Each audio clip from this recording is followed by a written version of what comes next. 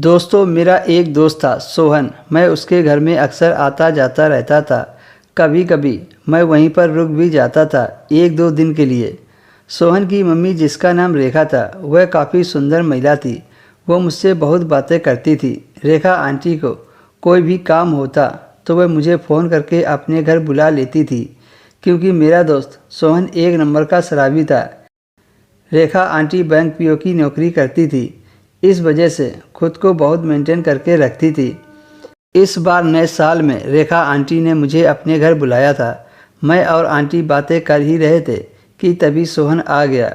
वह काफ़ी नशे में था। मैंने उसे ले जाकर उसके कमरे में लिटा दिया। आंटी बार बार मेरे चेहरे को ही देख रही थी। मैं जब उनको देखता तो वह मूवी देखने लग जाती थी। आखिरकार मैंने उनसे पूछ ही लिया, आंटी कुछ कहना चाहती हो क्या?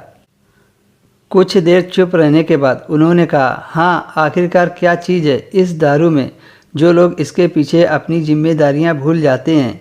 मुझे एक बार टेस्ट करके देखना है। इस लड़के के कारण मैं अपनी ज़िंदगी जीना भूल गई हूँ।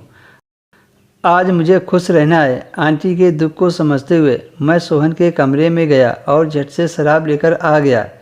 आंटी ने कहा, तुम बैठो, मैं थोड़ा फ्रेश होकर आती हूँ। आंटी जब आईं तो मैं उन्हें देखकर हैरान रह गया, क्योंकि उन्होंने अपना स्टाइल और लुक पूरी तरह चेंज कर लिया था। वह एकदम विदेशी महिला की तरह दिख रही थी। जब हम पार्टी करने बैठे तो उस वक्त रेखा आंटी अपनी हर बात मुझसे शेयर कर रही थी। आंटी ने मुझे हैप्पी न्यू ईयर बोला और मुस्कुराते हुए अपने कमरे में चली गई।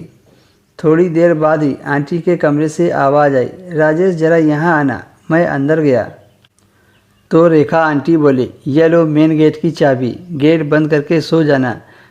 मैंने आंटी के हाथ से चाबी ली और घर का मेन गेट बंद करके आंटी के कमरे में सो गया।